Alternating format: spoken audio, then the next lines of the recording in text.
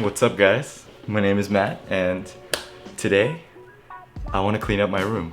So it seems odd that I would include this task of cleaning my room as something that would lead to become a better me. But this idea was actually inspired by a book that I started reading called The Life-Changing Magic of Tidying Up by Kondo. And she defines tidying in a different way than what our conventional thinking of tidying actually means. We've all been in this situation before. I'm pretty sure it's relatable to almost 100% of us. But that last night before an exam, you suddenly feel like you can't study any longer until you reorganize your desk or clean up your room and tidy things up. And until you finish tidying those things up, you can't continue studying. And why is that? The reason being is that we're not tidying the correct way. There are only 3 types of untidy people. The first is can't throw it away. The second is can't put it back. And the third is both. And the way she distributes it is that 90% are both and 10% are can't throw it away. You see, the whole theory behind the KonMari method, which she thought of herself after years and years of counseling people and tidying up their homes, is that when you put your living space in order, you put your affairs and your past in order as well. Once your living space is in order, you can see clearly what you need in life and what you don't. You practice surrounding yourself in things that you love. And her main criterion in choosing what to keep or what to discard is, does this spark joy? So to tidy using the KonMari method, you must first tidy by category, which is unconventional because normally we think of tidying by section and area. And there's a specific order of categories you need to go through first. Clothing, books, paper, and komono, which is basically miscellaneous items. So the reason why you start tidying by category in this specific order is we start off with discarding everything first. And in order to be able to discard things, we need to train our minds to be able to let things go.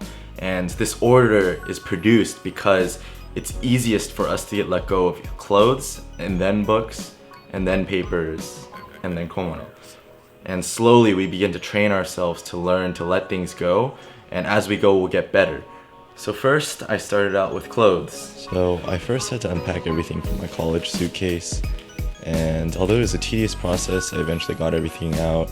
I took out all my clothes from my drawers and stacked them as you see there, and I eventually put them all into bags, got my parents to join the effort as well. Cleared out my closet. So I put these drawers into there. Gotta organize my ties, hats, scarves. Finally finished organizing all my clothes. Wearing stuff in the season here. Pieces there. Out of season clothes. Then I moved on to books. Taking down the bookcases. Okay, so my books are organized into these boxes now. I've got books I want to read, school supplies, and then books that I wanted to keep, textbooks that I want to sell.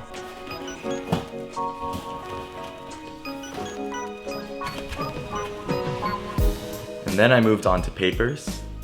So this is all my college school stuff. Everything else I got rid of. School supplies I could still use. The urgent papers I want to read are up here as well, shared with the books. And lastly, I went through my komono.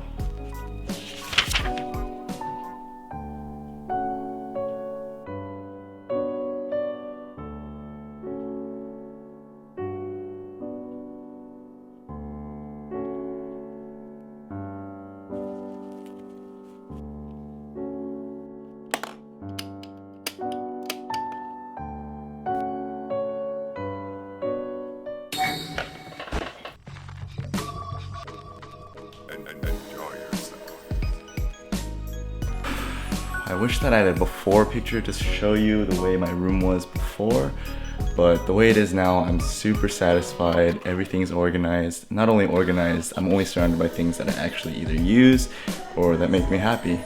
The question of what you want to own is actually the question of how you want to live your life. If you have something that doesn't spark joy but somehow can't seem to let it go, then you probably are attached to the past or are fearful of the future. And the reason why it's so important to be able to discern these things is thinking about even future applications of this. Choosing our jobs, choosing our even significant others. If we don't know how to let go of the past or look towards the future, then how are we going to continue living our life the way we want to? I'm so glad that this was the first book I decided to read over the summer because it was such a fun project for me to do. And cleaning my room actually took me longer than 3 weeks, but that's technically a short time for the KonMari method. If you even feel slightly compelled to clean after watching this video, don't hesitate to do it. Don't think, oh, I'll do this later, because I feel like it will never happen. And we always have these moments where, oh, I'll read this book later, oh, I'll do this thing later, but we never end up doing it. And that's the very thing the KonMari method wants to get rid of in our mindsets. So again, I highly recommend that you read this book. So once you read it, you'll clean up your room, and eventually you'll clean up your life as well. So thanks for watching, and again, I'll see you guys in the next one.